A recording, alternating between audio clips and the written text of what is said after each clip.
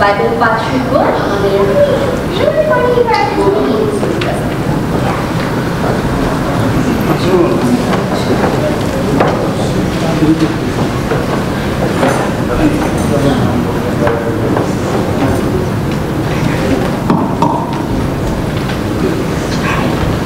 সবাইকে আমি বাইবেল পাঠ করছি মর্কি তার 22 অধ্যায় 15 থেকে 22 পদ।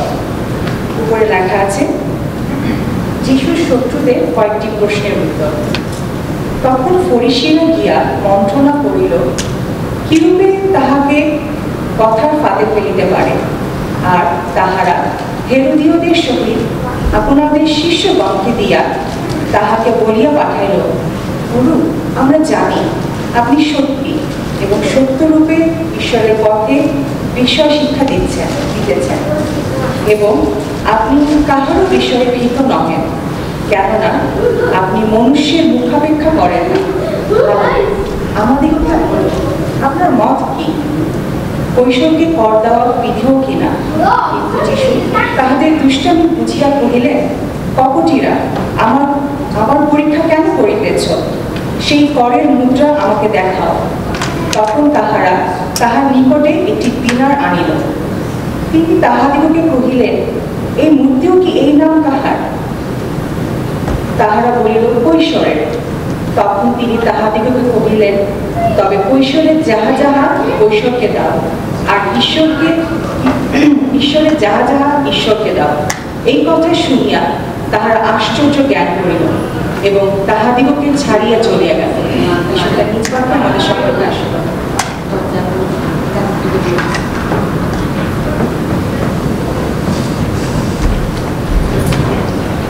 হালেলুয়া, জয় যিশু। পিতা ঈশ্বর আমাদের প্রত্যেককে আশীর্বাদ দান করুন আজকে এই সুন্দর দিনের জন্য, এবং আমাদের মণ্ডলীকে আপনারা বেছে নিয়েছেন প্রভুর উপাসনা করার জন্য, তার প্রশংসা করার জন্য। প্রভুর গৌরব আর আপনাদের প্রত্যেককে অনেক সুন্দর লাগছে আজকে, এবং ঈশ্বর আমাদের প্রত্যেককে অনেক অনুগ্রহ দান করুন। আর গ্রেস অ্যান্ড প্রেইজ বাংলাদেশি মণ্ডলীর পক্ষ থেকে আপনাদের প্রত্যেককে আরেকটিবার স্বাগত জানাই এবং ধন্যবাদ দেই আপনাদের প্রত্যেকের সদয় উপস্থিতির জন্য। কয়েকটি বিজ্ঞাপন রয়েছে আমাদের মেইন উপাসনায় যাওয়ার আগে বলতে চাই যে আমরা প্রতি রবিবার দিন বিকাল 5টার সময় আমাদের উপাসনায় আমরা অংশগ্রহণ করে থাকি। আপনারা প্রত্যেকে আপনাদের সপরিবারে আমন্ত্রিত। যখন আপনারা সময় পাবেন, যদি আপনাদের কোনো ব্যস্ততা না থাকে, আপনারা আপনাদের প্রিয়জনদের সাথে আমাদের সাথে উপাসনা অংশগ্রহণ করবেন এবং আমাদের জন্য প্রার্থনা করবেন যেন ঈশ্বর তার গৌরবার্থে আমাদের প্রত্যেকে ব্যবহার করে। আমরা প্রতি শুক্রবার দিন আমরা আরাধনা বিষয়ে শিক্ষা লাভ করে থাকি। আমাদের আরাধনা বিষয়ে ট্রেনিং থাকে এবং তারপরে আমরা প্র্যাকটিসে মিলিত হই। আপনাদের যদি কোনো তালন্ত থেকে থাকে, আপনারা যদি প্রভুকে গৌরব দিতে চান, আমাদের সমস্ত তালন্ত দিয়ে আপনারা ওয়েলকাম আমাদের সাথে যোগ দেওয়ার জন্য, এবং আমরা অত্যন্ত আনন্দিত হব যদি আপনারা সময় করতে পারেন। এবং আমরা প্রতি শনিবার দিন দুপুর 12টার সময় উপবাস সভায় মিলিত হয়ে থাকি এবং আমরা বিশেষ অনুগ্রহ ইতিমধ্যে লাভ করা শুরু করেছি উপবাস সভা থেকে।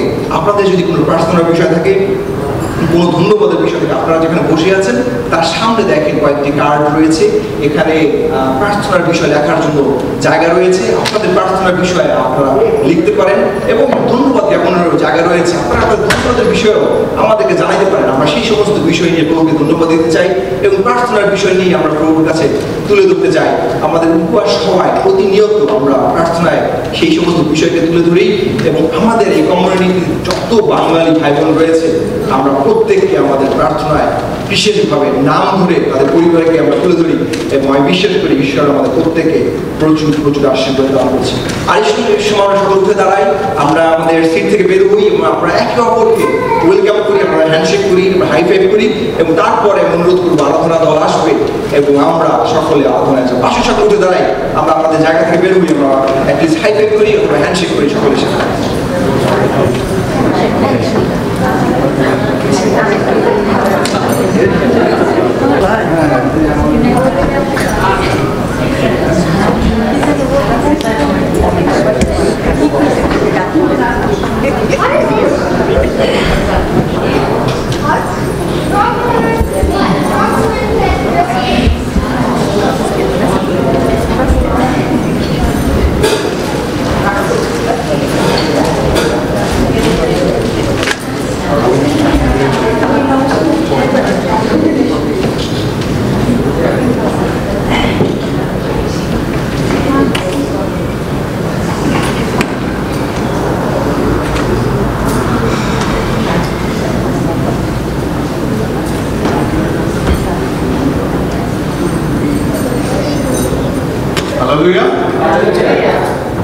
Hallelujah hallelujah. আপনাদের প্রত্যেককে খ্রিস্টীয় শুভেচ্ছা এবং ভালোবাসা জানাই।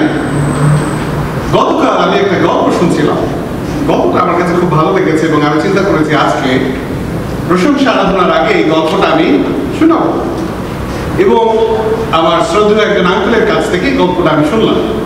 সংক্ষেপে আমি গল্পটা বলছি এবং গল্পটা এরকম যে একজন লোক সে তার ভালো জীবন যাপন করার পরে মৃত্যুবরণ করলেন এবং স্বর্গে গেলেন এবং স্বর্গে যাওয়ার পরে স্বর্গদূত তার সঙ্গে সেই প্রধান ফটকে দেখা করলেন এবং উনি স্বর্গদূতকে বললেন যে নমস্কার।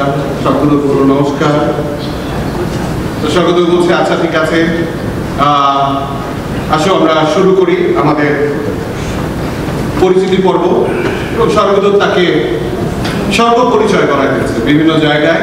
আমরা জানি বিভিন্ন চাকরি ক্ষেত্রে বা কাজের ক্ষেত্রে আমরা যখন যাই প্রথম দিন আমরা কিছুই চিনি না, কেউ একজন আমাদেরকে পরিচয় করা স্বর্গদূত পরিচয় করা গেছে এবং বিভিন্ন জায়গা ঘুরে ফিরে দেখানোর পর একটা বাগান পুকুর এই সেই অমুক তমুক অনেক কিছু দেখানোর পরে এক জায়গায় দেখা যাচ্ছে অনেক মানুষ এবং ঘরটা মোটামুটি ভাঙাচোরা, মানে এত মানুষ যাওয়া আসা করে যে ঘরটার অবস্থা খুব ভালো না এবং ঘরের বাইরেও প্রচুর মানুষ একেবারে গিজ গিজ গিজ গিজ করছে। এখন ওই লোকটা জিজ্ঞেস করছে ব্যাপার কি, এত মানুষ কেন, এটা কি ঘর? বলে এই ঘরের নাম কি দেও দেও। কি দেও দেও? এই ঘরে গিয়ে সবসময় কি করে খালি শিশু এটা দাও, প্রভু এটা দাও, শিশু এটা দাও, আবার খাইতে দাও, আবার সুস্থ দাও, আবার ঘুমাতে দাও, আমার পরিবার ভালো দাও, ভাত দাও, মাংস দাও, সব দাও দাও দাও দাও দাও। মানুষের অভাব নাই। করতে করতে করতে করতে সে আরেক জায়গায় গেল, সুন্দর একটা বাসা, এইরকম সুন্দর ঘর এখন পর্যন্ত দেখা যায় কিন্তু সেখানে মানুষজন খুব একটা নাই। আছে মানুষজন যে নাই সেরকম না, আছে হাতে গোনা কয়েকজন। ঘরের ভিতরটা আরো সুন্দর। সে লোক জিজ্ঞাসা করলো স্বর্গের দূতকে যে এই ঘরটা এত সুন্দর, এই ঘর কি ওই দেও ঘর যদি এরকম হয় তাহলে এইটা না জানি আরো কত, এটা কি? সেটা হচ্ছে কি দেই ঘর। কি দেই ঘর? প্রভু তোমাকে দেই, প্রভু তোমাকে দেই, আমার হৃদয় তোমাকে দেই, আমার জীবন তোমাকে দেই, আমার সময় তোমাকে দেই, আমার পরিবার তোমাকে দেই, আমার সন্তান তোমাকে দেই। ও আচ্ছা, গল্প শেষ। আজকে আমরা প্রভুর দিকে এসেছি, আমাদের হৃদয়ের ঘরের কি অবস্থা এই প্রশ্ন আপনাদেরকে করতে চাই। আমাদের হৃদয় কি আজকে দেও দেও দেও দেও ঘর না দেই দেই দেই দেই ঘর? নিজেদেরকে নিজেরা জিজ্ঞাসা করি। এখন সময় এসেছে একটু দেওয়ের থেকে যেন দেই করতে পারি। আমাদের উপাসনার সিস্টেমটা এরকম যে আমরা প্রশংসা আরাধনার গানের মাধ্যমে যখন করি আমরা তখন প্রভুকে একটু দেওয়ার সুযোগ পাই। তাই আমি অনুরোধ করি আজকে উপস্থিত সকলকে যে আসুন দরজার বাইরে আমাদের যে জীবন সেটাকে আমরা একটু বাইরে রাখি। আর আজকে আমরা সকলে আমাদের হৃদয়টাকে আরেকবার যে সুযোগটা পেয়েছি ঈশ্বরকে দেওয়ার জন্য, তাকে প্রশংসা দেওয়ার জন্য, তাকে আরাধনা করবার জন্য, তাকে আমাদের জীবন উৎসর্গ করবার জন্য, তাকে ধন্যবাদ দেওয়ার জন্য না, সেইটা যেন আমরা করতে পারি, দিতে পারি। ধন্যবাদ জানাই আমি আঙ্কেলকে এই সুন্দর একটা গল্প আমার জীবনে দেওয়ার জন্য, যে আজকে আপনাদের সঙ্গে আমি সহযোগিতা করলাম। তাই আসুন সকলে এই সময়টা প্রশংসা আরাধনা গানের মাধ্যমে ঈশ্বরকে দেই, উঠে দাঁড়াই এবং মনের আনন্দে ঈশ্বরের উদ্দেশ্যে জয়ধ্বনি করি। হালেলুয়া।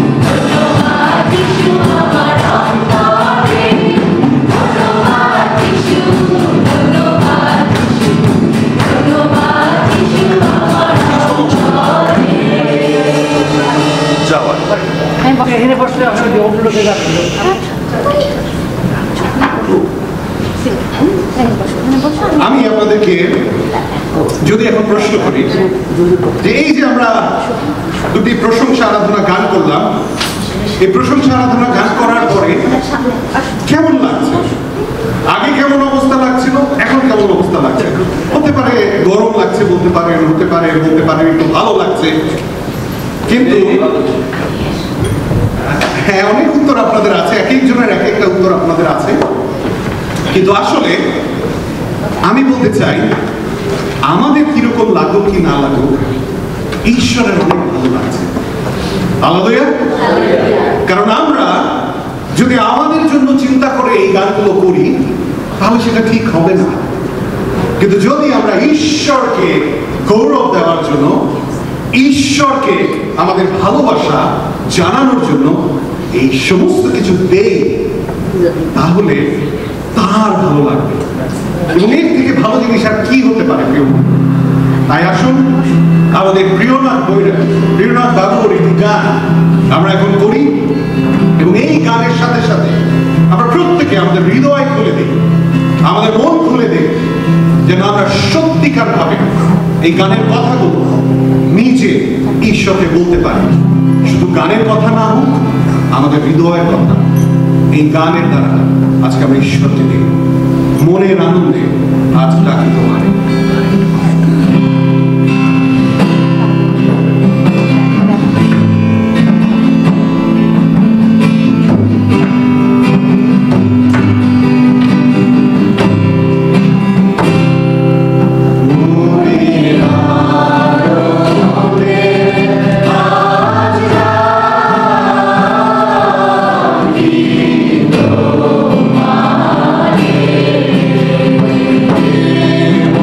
Yeah.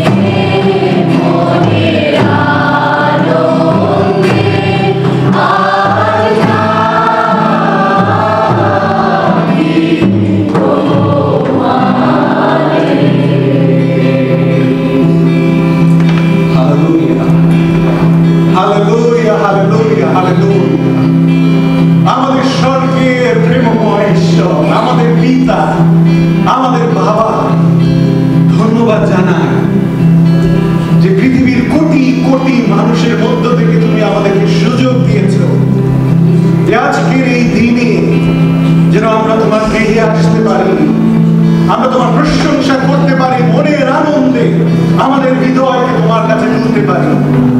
শয়তান আমাদেরকে আষ্টে পৃষ্ঠে বেঁধে রাখতে চায়, আমাদের ভিতরে যাওয়া বাইরে আসা তোমার কাছ থেকে বন্ধ করতে চায়, আমাদের জীবনকে সে তার মায়াবী জালে বেঁধে রাখে, সে তার শৃঙ্খলে আবদ্ধ করে। কিন্তু তুমি রক্ষা করেছো আমাদেরকে, এখানে তুমি নিয়ে এসেছো যেন আমরা একত্রিত হতে পারি, তোমার উদ্দেশ্যে আমাদের হৃদয় বেঁধে দিতে পারি, তোমাকে আমরা গ্রহণ করতে পারি। বন্ধু যিশু, ধন্যবাদ জানাই আমাদের জন্য ক্রুশে তুমি প্রাণ দিয়েছ, নিজের প্রাণকে জলাঞ্জলি দিয়ে আমাদের পাপ থেকে মুক্তি দিয়েছ। তোমাকে ধন্যবাদ জানাই। পবিত্র আত্মা আমাদের সাথে সাথে আছো এবং আমাদেরকে সুমন্ত্রণা, সুপরিচালনা দিয়ে যাচ্ছ। তুমি সুবুদ্ধিদাতা, তুমি প্রজ্ঞাদাতা। সাহায্য করো যেন আজকে আমরা আমাদের হৃদয়কে সেইভাবে পরিচালনা দিতে পারি যেভাবে তোমার বাক্য আমাদেরকে পরিচালনা দেবে, যেভাবে তোমার বাক্য আমাদের কাছে বীজ বপন করবে, যেন আমাদের হৃদয়কে আমরা উত্তম ভূমিতে প্রস্তুত করতে পারি, যে বীজ অনেক সুন্দর গাছ হয়ে হাজার হাজার ফল ধরবে এবং সেই ফল আমরা অন্যকে দিতে পারবো। সাহায্য করো প্রভু যেন আমরা তোমার জন্য এই জগতে আলো হতে পারি, লবণ হতে পারি, স্বাদযুক্ত লবণ, বিশ্বাসযোগ্য না সেই আলো, যেই আলো কিছুদিন পরে নিভে যায় না কিন্তু অনন্তকাল জ্বলতে থাকে। তুমি সাহায্য করো, আমাদেরকে ধরো, সাহায্য করো প্রভু, আমাদেরকে ধরো, সাহায্য করো পবিত্র আত্মা, আমাদেরকে পরিচালনা দান করো।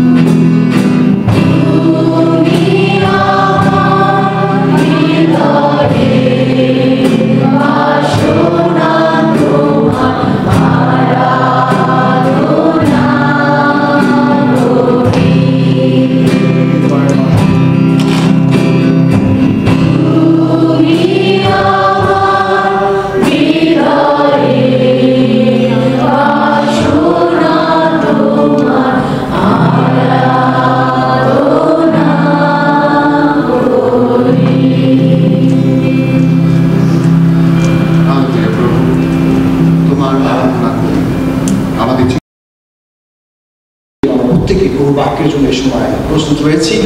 আর এই সময় আমি অনুরোধ করবো টিনা এবং মুনগতি, আপনারা যদি আমাদের পাত্রীবাবুকে আমাদের সামনে এই সময় নিয়ে আসেন সম্মান প্রদর্শন করে, এবং আমরা এই সময় বাক্যের কাছে যাবো, আমাদের প্রত্যেকের প্রিয় এবং আমাদের সম্মানের পাত্র আমাদের শ্রদ্ধেয় এবং বীরবল হালদার, তিনি আজকে কোন বাক্যের পরিচয় করবেন।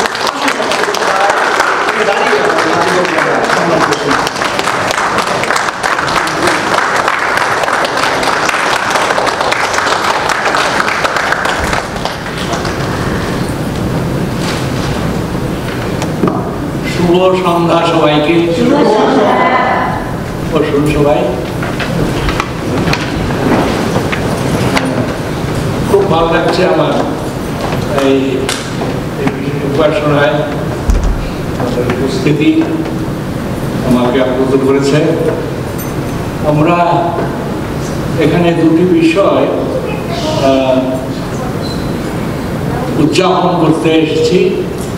আমাকে বলা হয়েছে যে আমার এই দীর্ঘ পালকীয় পরিচর্যার জীবন, এইটাকে সেলিব্রেট করা, ঈশ্বরের ধন্যবাদ, এইটা একটা বিষয়।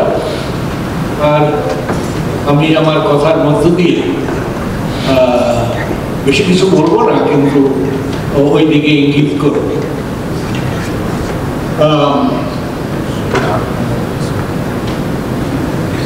আমরা পবিত্র শাস্ত্র থেকে একটি অংশ নিয়েছি, মথি 22 অধ্যায় 15 পদ থেকে, যিশুর শত্রুদের প্রশ্নের উত্তর। ফরিসীরা গিয়া মন্ত্রণা করিল কিরূপে তাহাকে কথার ফাঁদে ফেলিতে পারে। আর তাহারা হেরোদীয়দের সহিত আপনাদের শিষ্যদিগকে দিয়া তাহাকে বলিয়া পাঠাইল, গুরু, আমরা জানি আপনি সত্য এবং সত্য রূপে ঈশ্বরের পথের বিষয়ে শিক্ষা দিতেছেন, এবং আপনি কাহারও বিষয়ে ভীত নহেন, কেননা আপনি মনুষ্যের মুখাপেক্ষা করেন না। ভালো, আমাদেরকে বলুন আপনার মত কি? কৈশোরকে কর দেওয়া বিধেয় কিনা? কিন্তু যিশু তাহাদের দুষ্টামি বুঝিয়া কইলেন, কপটীরা, আমার পরীক্ষা কেন করিতেছ? সেই করের মুদ্রা আমাকে দেখাও। তখন তাহার নিকটে একটি দিনার আনিল। তিনি তাহাদেরকে কহিলেন, এই মূর্তি ও এই নাম কাহার? তাহারা কহিল, কৈশোরের। তখন তিনি তাহাদেরকে কহিলেন, তবে কৈশোরের যাহা যাহা তাহা কৈশোরকে দাও, আর ঈশ্বরের যাহা যাহা তাহা ঈশ্বরকে দাও। এই কথা শুনিয়া তাহারা আশ্চর্য জ্ঞান করিল এবং তাহাকে ছাড়িয়া চলে গেল।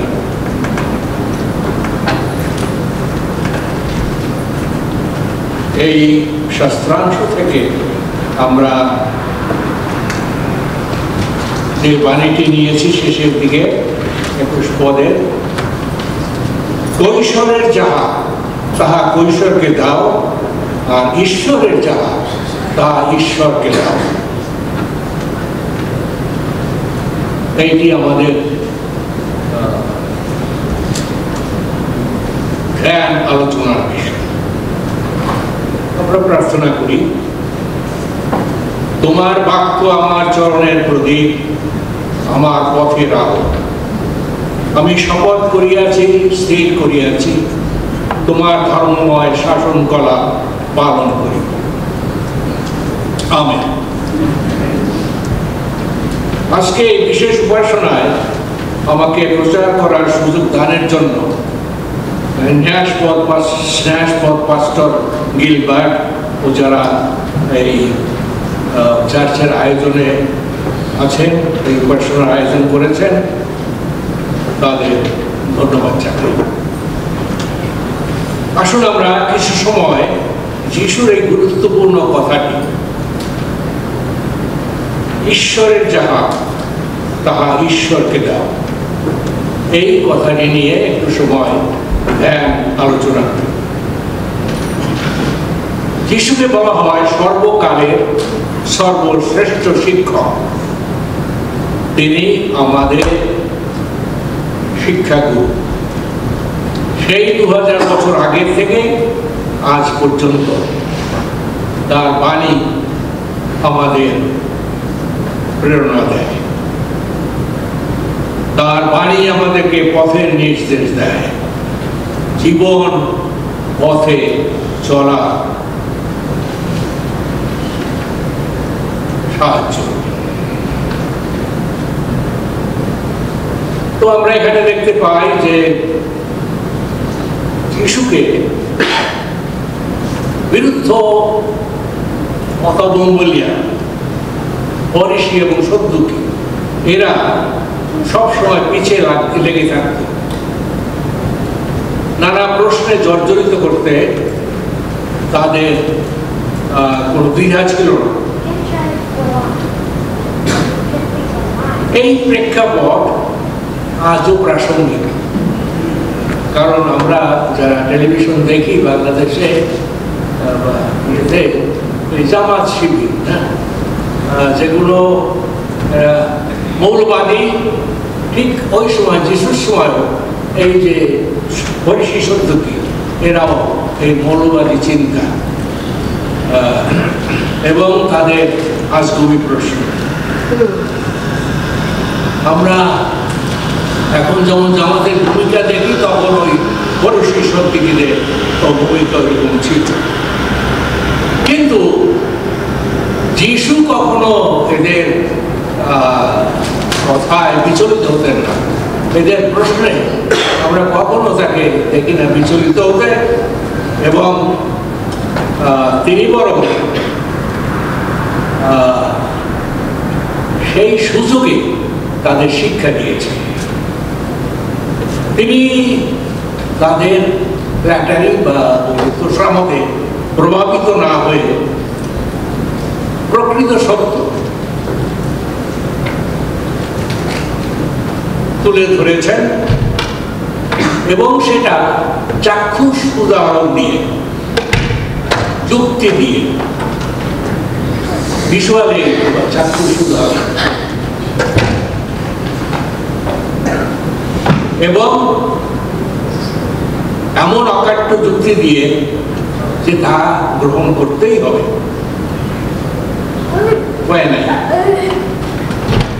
তাদের প্রশ্ন ছিল এমন চতুরতাপূর্ণ যে হ্যাঁ বললেও দোষ, না বললেও উভয় সংকট।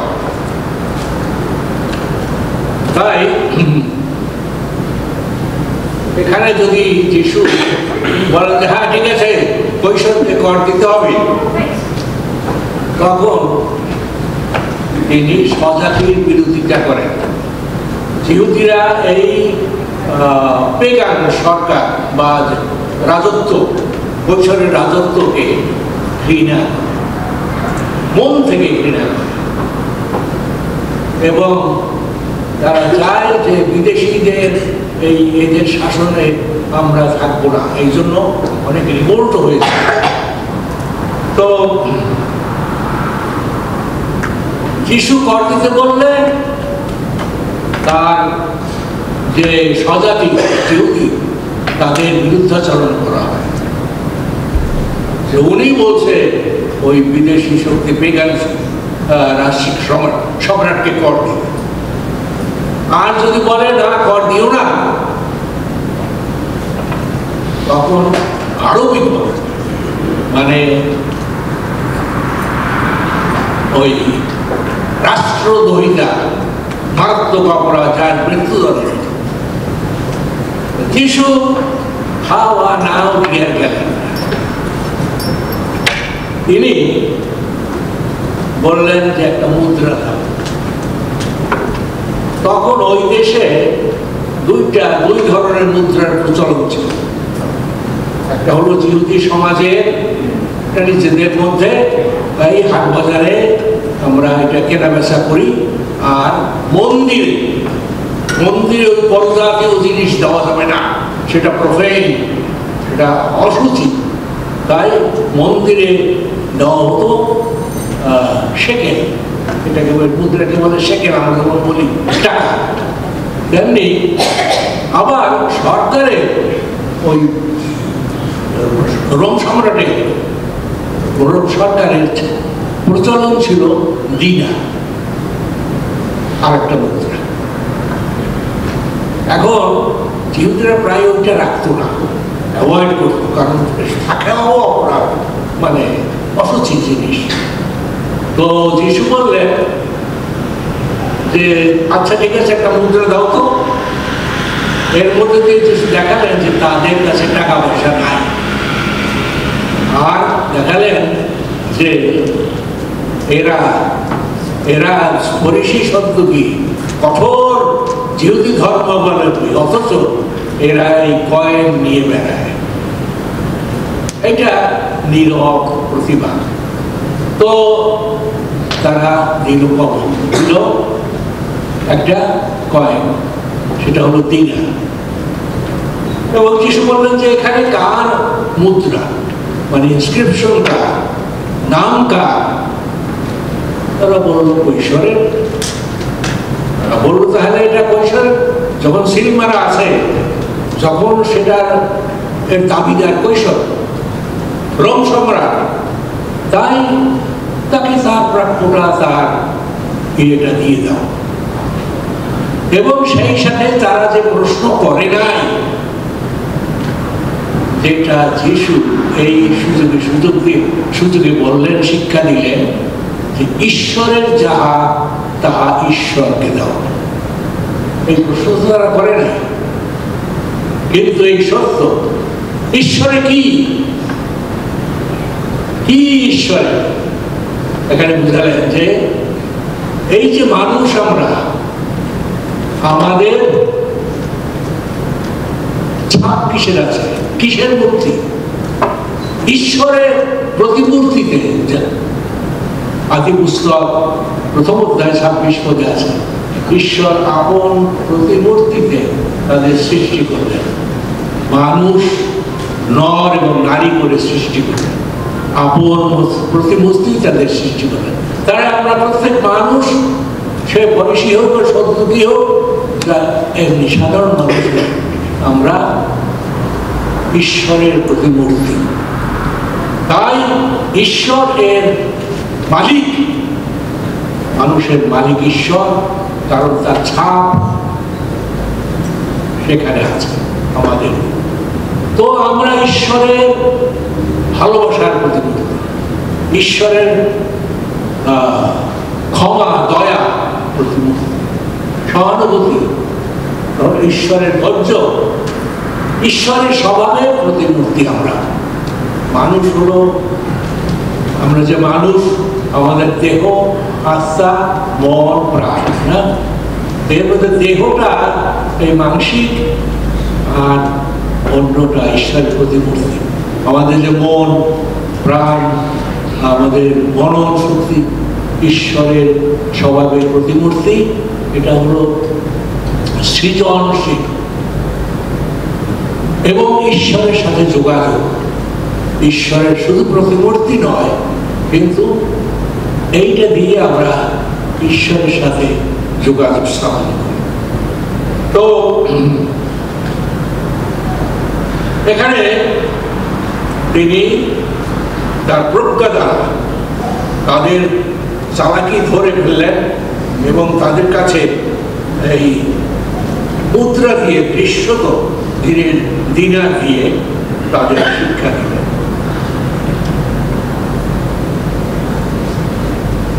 তো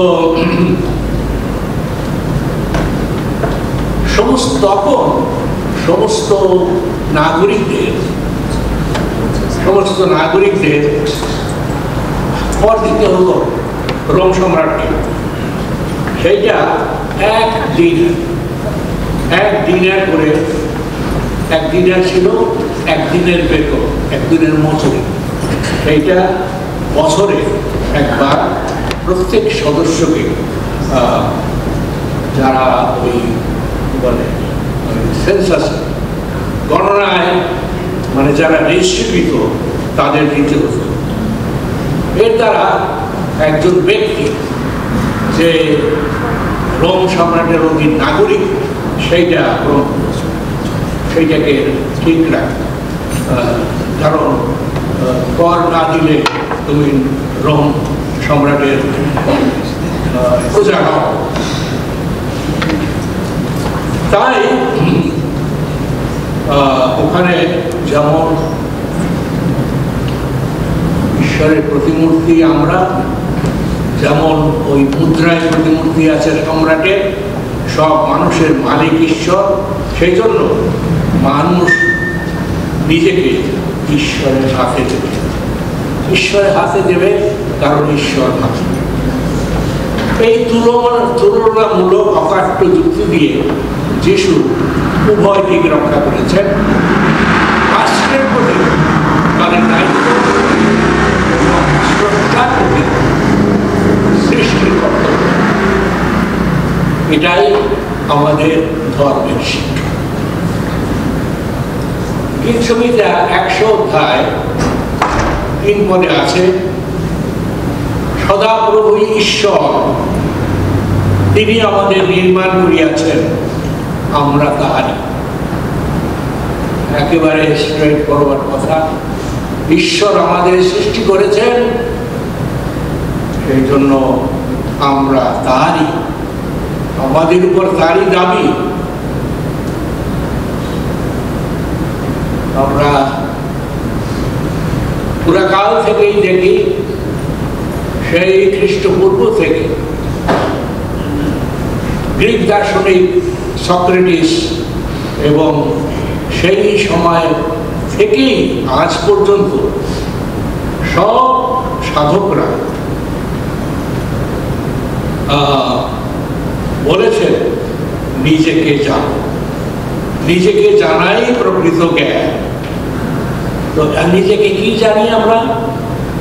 আমার নিজের সম্বন্ধে এই জ্ঞান যে তিনি আমাদের নির্মাণ করেছেন, সৃষ্টি করেছেন, আমরা তারই। এবং এই কথা মনীষীরা সারা যুগ করে বলেছেন, আজও আমরা সেটাকে স্বীকার করি। মানুষের নিশ্চয়ই ঈশ্বরকে দেবার ইচ্ছা আকাঙ্ক্ষা আছে, আমরা কিছু দিতে চাই। যেমন ওই যে প্রথমে আমরা এই ডালি গানের প্রথম গানে আগে যে গল্পগুলো দেওয়া আর নেওয়া, এইটা চাই চাই চাই। আবার তো মানুষের সেই একটা আকাঙ্ক্ষা যে আমরা কিছু দিতে চাই আছে। আমরা ঈশ্বরকে মহিমা দিতে চাই, গৌরব দিতে চাই, ধন্যবাদ দিতে চাই। আবার ঈশ্বরের কাছ থেকে আমরা কিছু চাই। তো যেহেতু ঈশ্বর আমাদের জীবন দিয়েছেন, শরীর, স্বাস্থ্য, আমার যে টাকা পয়সা, অর্থ, আমার কাজ, আমার বাড়ি গাড়ি সবই ঈশ্বর দিয়েছেন, তাই আমি ঈশ্বরকে কৃতজ্ঞতায় কিছু দিতে চাই। মিখা ভাবাদী পুস্তকে লেখা আছে, আমি কি লইয়া সদাপ্রভুর সামনে উপস্থিত হব, কিসে তিনি খুশি হবেন? নিজেকে প্রশ্ন করছি, ভাবাদী প্রশ্ন করছে, আমি কি নিয়ে সদাপ্রভুর সামনে উপস্থিত হব, কিসে তিনি খুশি হবেন, কি তাকে দেব? তার উত্তর হলো ন্যায় আচরণ, দয়া ও নম্র স্বভাব, এইসব নিয়ে ঈশ্বরের সাথে সুসম্পর্ক গড়ে তোলা। ন্যায় আচরণ, দয়া ও নম্রতা এবং ঈশ্বরের সাথে গমনাগমন মানে সুসম্পর্ক। আমরা নিশ্চয়ই এইটা যে আধ্যাত্মিক ঈশ্বর কি দেব, তিনি তো আত্মা, তাকে দেখি না, এবং কিসে তিনি খুশি হবেন।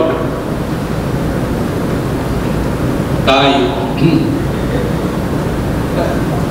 50 গীতে, কিছু একটা 50-এ আছে 9 থেকে 14 পদ, যে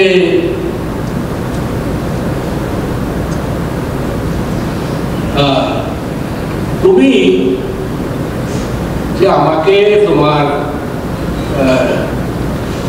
পশু দেবে, তোমার গোয়ার থেকে তোমার পায়ের থেকে মেষ বেড়া দেবে। এই যে যত পশু পাখি এ তো আমি সৃষ্টি করেছি, সবই তো আমার। আমি কি ইচ্ছা করলে এগুলো নিতে পারি না? তো তোমার কি দেওয়া দরকার? আর বলছেন যে আমি যদি আমার খিদে লাগে, আমার জল পিপাসা পায়, আমি কি তোমার কাছে যাবো? কখনো না। কারণ বনের সব পশু, এই জগতের যা কিছু সবই তো আমার। আমি কি পশুর রক্ত পান করি? আমাকে তাই এখানে আমরা বুঝতে পারি যে সত্যি সত্যি ঈশ্বরকে আমাদের দেওয়া আমরা সেটা আমরা দর্প করতে পারি না, অহংকার করতে পারি না। ঈশ্বরকে আমরা দেই এবং বলি তুমি আমাকে যেসব যা কিছু দিয়েছ তার থেকে তোমাকে আমরা দিচ্ছি। তুমি আমাকে যা দিয়েছ, আমার পরিশ্রমের ফসল আমাকে যা দিয়েছ তার থেকে আমি তোমাকে দিচ্ছি। সেজন্য আমরা দেখি পুরাকাল থেকে, পুরাতন নিয়মের সময় থেকে এই দানের প্রথা আছে। অগ্রিমাংশ, দশমাংশ এইগুলো দান করার প্রথা প্রচলিত হয়েছে। এই দান তারই প্রাপ্য। দশমাংশ আমরা দেই কেন বা দেব কেন? কারণ আমার যা আছে এটাই তো ঈশ্বর দিয়েছে। আমি সবটাই ঈশ্বরের কাছে দিই, সবটাই তার প্রাপ্য, কিন্তু তিনি এক ভাগ গ্রহণ করে, ধরেন 10টা আপেল গাছ হয়েছে, তখন 10টা নিয়ে আমি আসলাম। ঈশ্বর বলছেন ঠিক আছে, আমার তো একটা বেশি লাগে না, আমি একটা নেই, তুমি ওই 9টা খাও। ঈশ্বর আমাদের দেন বাকি 9%। ঈশ্বর দেন আমাদের উপচয়ের জন্য, যাতে তাতে আমাদের যথেষ্ট হয়, সংকুলান অভাব অনটন না হয়, বরং এইটা দিয়ে আমরা আমাদের পরিবার পরিজন চলে, যেটা তার আশীর্বাদে আমাদের কাছে প্রচুর হয়ে ওঠে। এই নীতি পরিবারে যে সন্তান জন্মগ্রহণ করে এদের বেলাতেও থাকে। ইহুদি ধারণায় বা তাদের ধর্মবিশ্বাসে আজকে আমাদেরও সেই একই ধারা যে ঈশ্বর যে আমার পরিবারে স্বামী স্ত্রীকে একটি সন্তান দিলেন, এটা ঈশ্বরের দান। তাই ঈশ্বরকে কিভাবে দেয়? ওই যিশুর কথা মনে আছে? গরিব পরিবারে তার জন্ম, তখন নিয়ে আসছে এবং গরিবদের ব্যবস্থা হলো ছাগল বা ওই পশু বেশ, ভেড়া দেওয়া লাগবে না, ওদের খরচ বেশি। তা সে বরং তুমি এক জোড়া ঘুঘু দিও না। লোক লিখিত সুষমাচারে 2:24 পদে আছে যে এক জোড়া ঘুঘু অথবা কবুতর দিও। তার মানে সেটা দেওয়া হয় মুক্ত করার জন্য। আমার ছেলে, কারণ আমি রাখতে চাই, আমি তার পালন করবো, সে আমার সেবা করবে। এখন সেটা তো ঈশ্বর, মালিকানা তার। কি করে আমি সেটা রাখবো? তখন রিডিম করতে হয়। এই হলো রিডিম, মানে মুক্ত করা। মুক্ত করিয়া ছাড়াইয়া, ওই যে বন্ধ করে না, ছাড়াইয়া নেই ওই, এইটা হলো আসল বিষয়। এটা গভীর বিষয়। আমরা এই যুক্তিতে ঈশ্বরের কাছে বাধা। আমার সন্তান সন্ততি ঈশ্বরের দান, তারই অধিকার, আমি তার দাবিদার না। তবে হ্যাঁ, আমি পারি, আমি ছাড়াই যাই। তো এই কনসেপ্ট আমাদের খ্রিস্ট ধর্মের হিন্দু ধর্মের ভিত্তি থেকে এসেছে।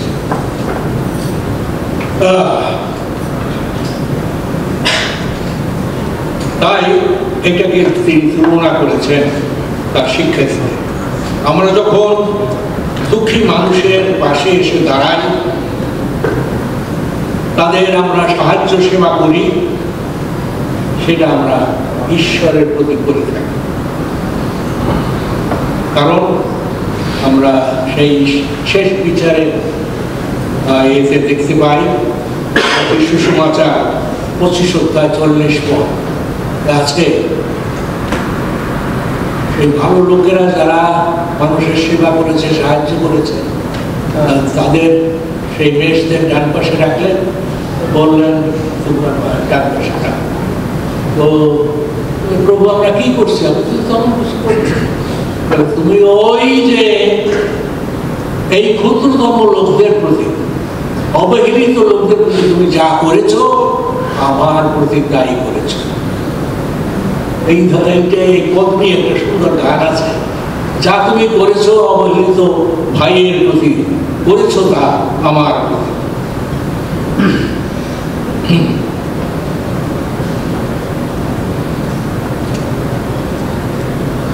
আমরা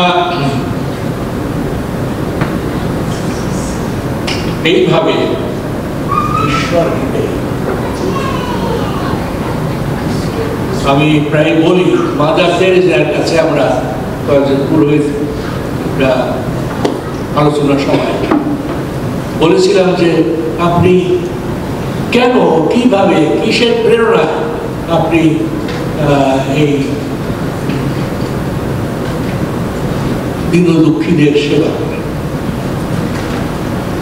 তিনি বললেন যে আমরা এই সম্প্রদায়, সিস্টারদের সম্প্রদায়, আমরা প্রত্যেক মৃত্যুবত যাত্রীর মুখে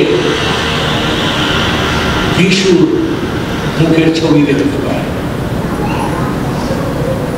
এটা কোথাও প্রাসঙ্গিক যে সব মানুষ যিশুর প্রতিমূর্তি, আর বিশ্বের উজ্জ্বল করে জ্বলে ওই যিশুর কথা। যেমন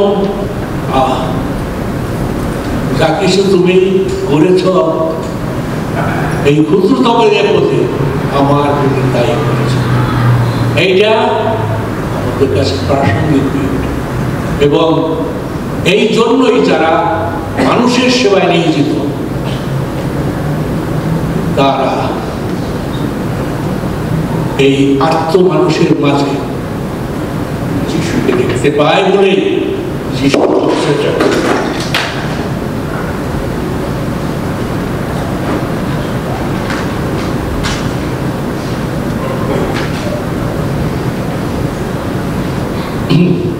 হিতবৎসে একটা খুব জোরালো কথা আছে যে দরিদ্রকে কৃপা করে সে সদা প্রভুকে ঋণ দেয়, তিনি তাহার সেই ঋণ উপকারে পরিশোধ করিবেন।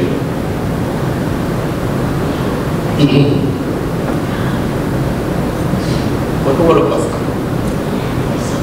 আমরা যিশুকে ঋণ দিই, তখন আমরা অপরের উপকার করি। তাই অপরের মধ্যে, অবহেলিত মানুষের মধ্যে আমরা দেখতে পাই যিশুর প্রতিমূর্তি, এবং তাদের প্রতি কিছু করে আমরা এই সান্ত্বনা লাভ করি যে তিনি সেখানে উপস্থিত আছেন, আমি যিশুকে সেবা করছি।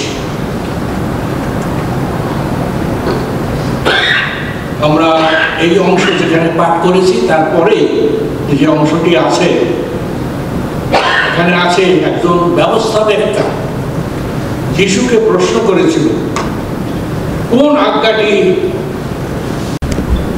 এই শ্রেষ্ঠ আজ্ঞা। এইটা হলো আমাদের আচরণ। 10 আজ্ঞার সারমর্ম ঈশ্বরের ও মানুষকে ভালোবাসা এবং সেই ভালোবাসা প্রকাশ করে। আমরা ছোটবেলায় একটা কবিতা পড়েছিলাম, আমাদের এই মূল মন্ত্রটা মনে রাখতে হবে যে সকলের তরে সকলে আমরা, প্রত্যেকে আমরা পরের তরে।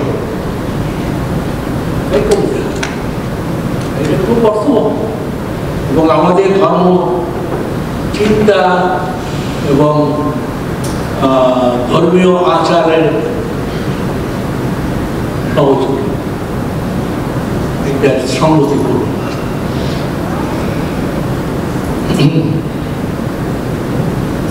আমি একটি মাত্র উদাহরণ দিয়ে বা একটি ছবি আমি দেখতে পাই যে মসির যখন সময় শেষ, মৃত্যু বরণ করবেন, তার আগে ঈশ্বরের নির্দেশে তিনি স্থির করেছিলেন কে তার উত্তরসূরি হবে, কে নেতৃত্ব দেবে। কে দিয়েছিল? যিহোশু। যিহোশু পুস্তকের শেষের দিকে 24 অধ্যায় তিনি যিহোশু বলেছিলেন সব জনগণকে, তোমরা আজকে ঠিক করো কার সেবা করবে, কার পূজা করবে, স্থির করো, ডিসাইড নাও যে কে তোমার প্রভু।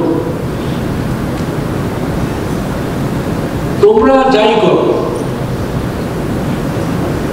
আমার কিছু বলার নেই, তোমরা তোমাদের সিদ্ধান্ত নাও, কিন্তু আমি ও আমার পরিজন আমরা সদা প্রভুর সেবা করি। ঈশ্বর আমাকে বহুদিন আগে 65 বছরের বেশি আহ্বান করেছেন তার পরিচর্যার জন্য। এতে আমাদের চার্চের ফাদারদের অবদান অনেক বেশি ছিল প্রেরণা জোগাতে, ঈশ্বরের আহ্বান স্পষ্ট করতে। আর আমি এই দীর্ঘ 60 বছর পালকের পরিচর্যা করে কখনো আফসোস করবি, খুশি ছিল। কেউ গালি দিলেও, সমালোচনা করলেও খুশি ছিল। কারণ এটা একটা আনন্দের বিষয়। যিশু যেমন বলেছিলেন আমি ও আমার পরিজন আমরা ঈশ্বরের সেবা করব, আমিও তার সাথে সুর মিলিয়ে বলছি যে আমি ও আমার পরিজন ঈশ্বরের সেবা করব বলে ব্রতী হয়েছি, চেষ্টা করেছি, আর ঈশ্বর আমাকে সাহায্য করেছেন। আমি সেখানে পরিবারের সাপোর্ট ছিল, আর ঈশ্বর ভক্তদের প্রার্থনা, সাহায্য, সহযোগিতা ছিল এবং আছে। এখনো প্রবাসে আমি সেটা দেখতে পাচ্ছি যে আপনারা উদ্যোগী হয়ে এই প্রার্থনা সভার আয়োজন করেছেন, যাতে আমরা ঈশ্বরকে ধন্যবাদ দিতে পারি যে ঈশ্বর বাঁচিয়ে রেখেছেন, এখনো ব্যবহার করছেন, এবং এর মধ্য দিয়ে আমাদের যে সহভাগিতা, এই প্রবাসে আমরা আছি, আমরা কত সুন্দরভাবে আছি, ঈশ্বরের সেবা করব। তাই আমি আপনাদের আহ্বান করি, আপনাদের নিজেদের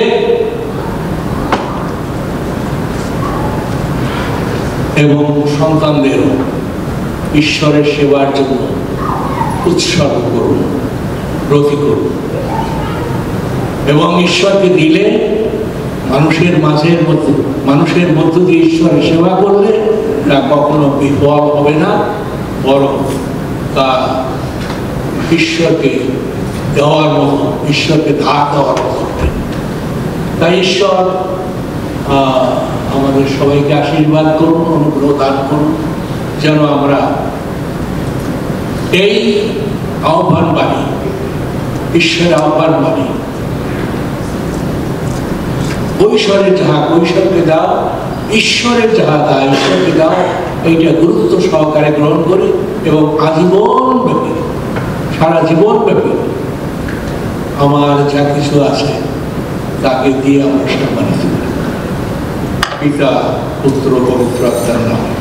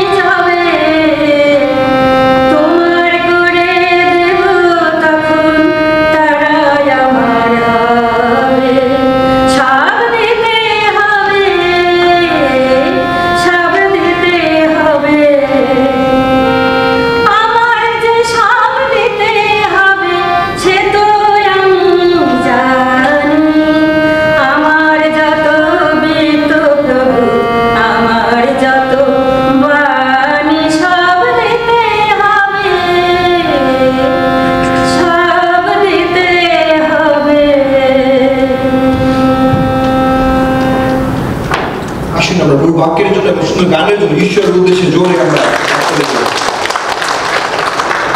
দেশটাকে ধন্যবাদ দিই আরেকটিবার আমাদের পাদ্রীবাবুর জীবনের জন্য, এবং ঈশ্বর তাকে এখনো ব্যবহার করছেন এবং সুস্থ। আমি ওনাকে সাধারণত কোড নামে ডাকি। আপনাকে কি কোড নামে ডাকি সবাইকে বলবেন যদি জোরে বলতে পারেন? Young man. ইয়াং ম্যান, তিনি এখনো ইয়াং আছেন আর অনেকদিন ইয়াং থাকবেন আমি বিশ্বাস করি। ঈশ্বরকে ধন্যবাদ দিই। আমরা আমাদের আজকের উপাসনার শেষ পর্যায়ে প্রায়, এরপরে আমরা আরেকটি বিশেষ অনুষ্ঠানে যাব, কিন্তু তার আগে জানতে ইচ্ছা করে আজকে আমাদের এই গ্রেস অ্যান্ড প্রেইজ বাংলাদেশি চার্চে প্রথমবারের মতো কি কেউ এসেছেন? আমি একটু হাত দেখতে চাই। প্রথমবারের মতো কে এসেছেন? আমি দেখছি এখানে দিদি, দাদা, এখানে অনেকগুলো হাত দেখতে পাচ্ছি। যদি এরা যায় প্রত্যেকে একটি করে ছোট উপহার সকলকে দেয়। স্বর্গ, আমাদের প্রিয় স্বর্গ যাবে। আপনার হাতটা জাগিয়ে রাখুন, স্বর্গ আপনাদের কাছে যাবে। আচ্ছা, একটা বিষয় আমরা স্কিপ করে গিয়েছি, মনে ছিল না, বাট দেরি হয়ে গেছে। উপহারের অংশে যাই নাই, কিন্তু উপহারের বিষয় শুনছিলাম, দেওয়ার বিষয় একদম প্রথম থেকে এই গান পর্যন্ত আলাদাবাবু তিনি বলেছেন, পাদ্রীবাবু বলেছেন দেওয়ার বিষয় আমরা কিভাবে দিতে পারি। এবং চিন্তা করছিলাম যে আমরা মণ্ডলীগতভাবে আমরা কি অবস্থার মধ্যে দিয়ে যাচ্ছি। আপনারা অনেকেই এই মণ্ডলীতে আগে এসেছেন এবং আগেও দেখেছেন। এই grace and praise Bangladeshi church প্রতিষ্ঠা হওয়ার পরে অনেকেই প্রথমবারের মতো এসেছেন। কিন্তু এতটুকু আমি বলতে চাই যে আমরা যখন গির্জা শুরু করি আমরা বিভিন্ন ধরনের চ্যালেঞ্জের মধ্যে দিয়ে যাচ্ছিলাম, এখনো যাচ্ছি, কিন্তু আমরা একটি জিনিস আমরা এক্সপিরিয়েন্স করেছি, একটি বিষয় আমরা এক্সপিরিয়েন্স করেছি যে সর্বপ্রভু তিনি বিশ্বস্ত এবং তিনি মঙ্গলময়। আমরা যত বিপদের মধ্যে যাই না কেন, যত সমস্যার মধ্যে থাকি না কেন, তিনি আমাদের পাশে বিশ্বস্তভাবে বরাবরই রয়েছেন।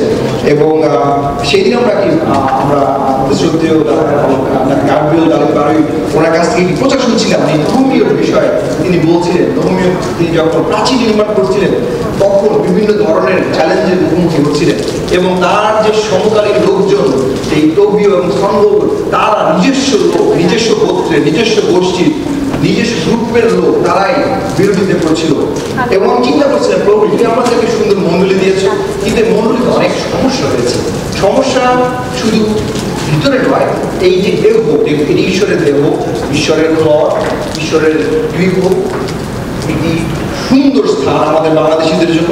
কিন্তু যখন এই স্থানটি আমরা পাই, এই স্থানের অবস্থা এখনো অনেক দুর্বল। আমাদের আপনাদের প্রত্যেকের সাহায্য দরকার, এই স্থানটিকে আমরা একটি ভালো একটি আরাধনার স্থান করতে পারি।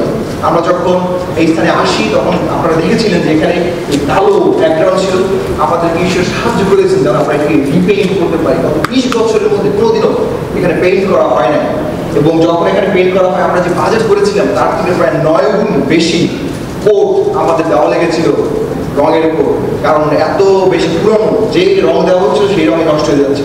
যখন আমরা এই ওয়ালে আমরা রং করার চেষ্টা করছিলাম সেখানে 6 কোট এক্সট্রা 6 কোট আমাদের ব্যবহার করা লেগেছিল।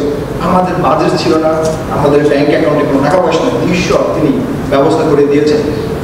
আপনারা যদি দেখেন আমরা যখন ঢুকি মণ্ডলীতে আমাদের একটি বাইরে জানলা ছিল, এইটা না, আপনি যদি আরো আগে যান জানলা ছিল, আপনারা দেখেন যে প্রথমে বাম পাশে ছবি যদি দেখেন আপনারা সেই জানলা, এবং সেই জানলা ভাঙা, সেখান থেকে পানি আসে, এবং খুবই দুঃখের বিষয়। এটা ঈশ্বরের গৃহ, এটা একটি পবিত্র গৃহ, ঈশ্বরের গৃহ, কিন্তু কখনো হয়তো বা যত্ন নেওয়া হয় না।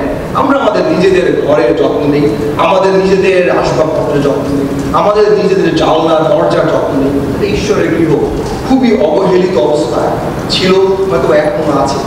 কিন্তু নহমীয়কে প্রভু ব্যবহার করেছিলেন যেন প্রাচীর পুনর্নির্মাণ করে। ঈশ্বর এই মণ্ডলীতে আমরা যারা রয়েছি আমাদেরকে আজকে ব্যবহার করতে চান, তাহলে এই গৃহকে, এই মণ্ডলীকে, এই তার দেহকে আমাদের পুনর্নির্মাণ করে নামে। আমরা আপনারা দেখছেন বাম পাশের ছবি, এক ভাই এবং তার স্ত্রী, তার নাম প্রকাশ করতে চান না, এবং আমাদের কাছে এসে বলেছেন যে দেখো বৃষ্টি হচ্ছে এবং ভিতরে পানি আসবে, সামনে শীতকাল, এখনই জায়গাটা ঠিক করা দরকার। তিনি আমাদেরকে সাহায্য করেছেন, এবং আমরা নতুন জানলা এবং নতুন আপনারা দেখতে পাচ্ছেন যে সেই কি বলা হয় প্লাইং লাগানো হয়েছে, এবং নিচে ভাঙা ছিল। বসিয়ান খেলা আমাদেরকে সাহায্য করেছেন ঠিক করার জন্য, ভাই রঞ্জিত আমাদেরকে সাহায্য করেছেন ঠিক করার জন্য। এবং এখন বৃষ্টির সময় আশা করি আর বৃষ্টি ভিতরে আমরা যদি পরের বিষয় যাই, এখানে ভাঙা কিছু বিষয় দেখতে পাচ্ছেন এবং এটা আমাদের পুলপিটের পিছনের অংশ এবং সেই অংশ ঈশ্বর আমাদেরকে সাহায্য করেছেন যেন সেই অংশ আমরা ঠিক করতে পারি। আমাদের আরো অনেক কিছু দরকার রয়েছে। আমরা যে ছাদটি আমরা ব্যবহার করছি এই ছাদে প্রচুর পরিমাণে লিক রয়েছে। বৃষ্টির সময় এখন অনেক পানি পড়ে। আপনারা যদি দেখেন বালকের রুম, আমাদের ডাইনিং রুম, সেখানে ছাদ থেকে পানি পড়ে, ওয়ালের দিকে তাকালে দেখবেন যে সেখানে পানির দাগ দেখা যায়। আমাদের যে দরজা রয়েছে মেইন এন্ট্রেন্স এবং ফেলোশিপ হলের রুম, সেই দরজা যদি একটা পরের ছবিতে যাই, আপনারা যদি দেখেন সেখানে যে সেই দরজা এটা ভিতর থেকে দেখা যায়। ভিতর থেকে আপনারা দেখতে পাচ্ছেন যে আমাদের ফিকল দিয়ে দরজা বন্ধ করতে হয়, কারণ দরজার যে নব ঠিকমতো কাজ করছে না এবং বাইরের অংশ সেটা ভাঙা, যে কেউ চাইলে ভেঙে চুরে ঢুকতে পারে মন্ডলীর ভিতরে। প্রভুর দেহ, প্রভুর গৃহ, প্রভুর মন্ডলী, প্রভু আমাদেরকে ঠিক করেছেন যেভাবে নেহমীয়কে তিনি ব্যবহার করেছিলেন সে প্রাচীর পুনর্নির্মাণ করার জন্য। এই মন্ডলী তার দেহ পুনর্নির্মাণ করার জন্য বাংলাদেশি হিসেবে আমাদেরকে কিছু সুযোগ করে দিয়েছেন যেন আমরা এই মন্ডলীর জন্য কাজ করতে পারি। আমরা এখানে যেন বাংলায় উপাসনা করতে পারি, বাংলায় আরাধনা করতে পারি, তার গৌরব করতে পারি, বাক্যের সুসমাচারের প্রচার করতে পারি এবং আমরা প্রচুর আশীর্বাদ লাভ করতে পারি। বাক্য আমাদের এই কথা বলে, 2 Corinthians 9:7 এই কথা বলে, প্রত্যেক ব্যক্তি আপন আপন হৃদয়ে যে সংকল্প করিয়াছে তদনুসারে দান করুক, মনোদুঃখপূর্বক কিংবা আবশ্যক বলিয়া না দেব, কেননা ঈশ্বর হৃষ্টচিত্ত দাতাকে ভালোবাসেন। আজকে আসুন, যদি আমাদের মনে ঈশ্বর কথা বলেন, প্রভু কথা বলেন, আজকে আমরা এগিয়ে আসি।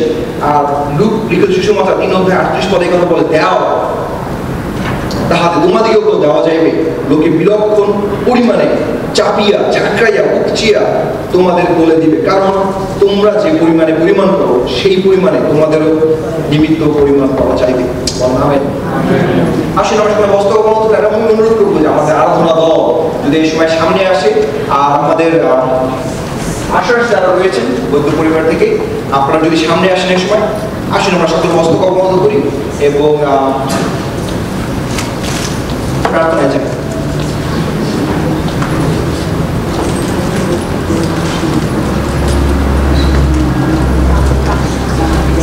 আসলে আমরা সকল মস্তক করি। প্রেমময় পিতা, প্রথমে ধন্যবাদ করি, তোমার গৌরব করি, প্রশংসা করি তোমার সমস্ত দয়া, সমস্ত আশীর্বাদ এবং সমস্ত ভালোবাসার জন্য। প্রভু তোমাকে ধন্যবাদ দেই কারণ তুমি বিশ্বস্ত, তোমাকে ধন্যবাদ দেই কারণ তুমি জীবন্ত, তোমাকে ধন্যবাদ দেই কারণ তুমি মঙ্গলময়। আমাদের পিতা ঈশ্বর শক্তিশালী, সুন্দর, মহান, তুমি জীবন্ত, জাগ্রত। প্রভু তোমার মতো আর কেউ নাই। আমাদের যখন যা কিছু প্রয়োজন জিহ্বা যিনি, আমাদের সব কিছু তুমি দিয়েছো, আমাদের পাশে পাশে তুমি থেকেছো। ধন্য যিশু, ধন্যবাদ প্রভু। এই সময় আমরা আমাদের সেই আয়ের কিছু অংশ তোমাকে এখন দিতে যাচ্ছি প্রভু। তুমি আমাদের এই সময় অন্তরকে স্পর্শ করো, আমাদের হৃদয়কে স্পর্শ করো, তুমি দয়া করো।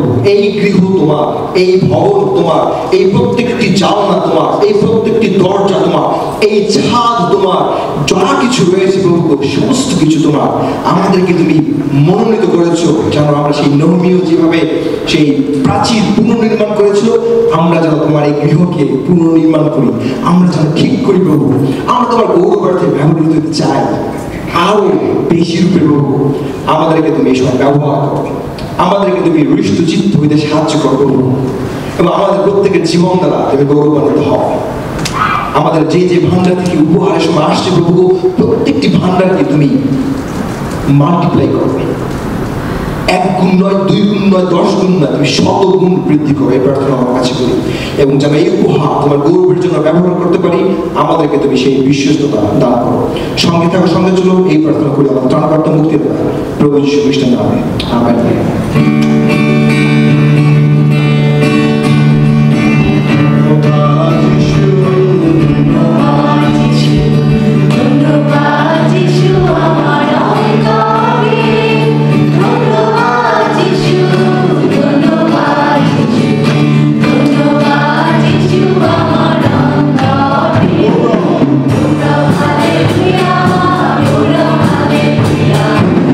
Hallelujah, hallelujah, hallelujah.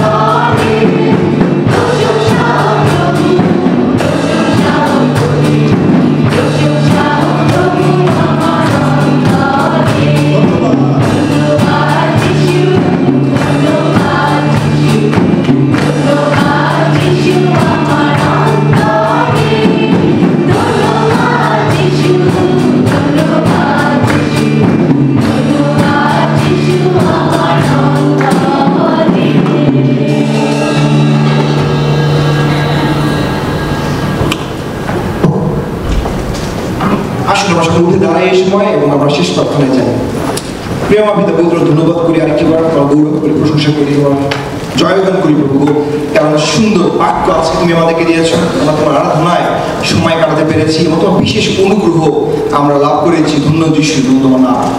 তুমি আমাদেরকে এই সময় আশীর্বাদ যুক্ত করো প্রভু। এরপরে আমরা আরেকটি বিশেষ অনুষ্ঠানে অংশগ্রহণ করতে যাচ্ছি এবং তোমার বিশেষ অনুগ্রহ আমরা যাচনা করি প্রভু।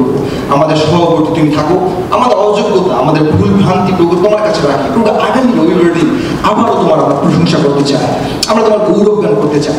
আমাদের সমস্ত মন, সমস্ত প্রাণ, সমস্ত দেহ নিয়ে আমরা তোমার কাছে আসতে চাই প্রভু। আমাদেরকে তুমি সুরক্ষা দান করো। একটি সপ্তাহ তোমার আশীর্বাদ হস্তের নিচে থাকতে আমাদেরকে সাহায্য করো।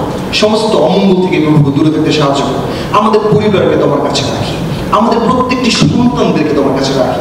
আমাদের প্রত্যেকটি সন্তানের বাইরে যাওয়া, ভিতরে আসা তুমি নিয়ন্ত্রণ করো। যখন তারা স্কুলে থাকবে, ইউনিভার্সিটি থাকবে, কাজে থাকবে, ড্রাইভিং করবে, যা কিছু করুক না কেন তুমি সব কিছু দ্বারা গৌরবান্বিত হও। যখন আমাদের সন্তানরা ড্রাইভ করবে প্রভু, তুমি পাশের সিটে বসে থাকো প্রভু। তুমি আমাদের সহবর্তী থাকো, আমাদের অযোগ্যতা ক্ষমা করো। এই প্রার্থনা করি আমাদের ত্রাণকর্তা প্রভু যীশু খ্রিস্টের নামে। আর এখন বিদেশ্বরের প্রেম, প্রভু যীশু খ্রিস্টের অপরাধ, পবিত্রতা, শান্তি, শক্তি এবং চেতনা প্রভু যীশু খ্রিস্টের দ্বিতীয় আগমন পর্যন্ত খ্রিস্টের আসতে প্রত্যেকের সাথে, এই স্থানে, এই উপাসনালয়ে উপস্থিত প্রত্যেকের সাথে এবং প্রত্যেক বিশ্বাসীর সাথে নিরন্তর অবস্থান করো। Amen, amen. জয় যিশু। আসুন আমরা আসন গ্রহণ করি। আমরা 10 মিনিটের একটি বিরতি নিতে চাই এবং আমরা এই সময় এই জায়গাটাকে আমরা ঠিক করব। আমি অনুরোধ করবো আরিফ যদি সামনে আসে, যদি তাদের একটু পাশে থাকে আমাদের, এবং সুশীলাঙ্কা যদি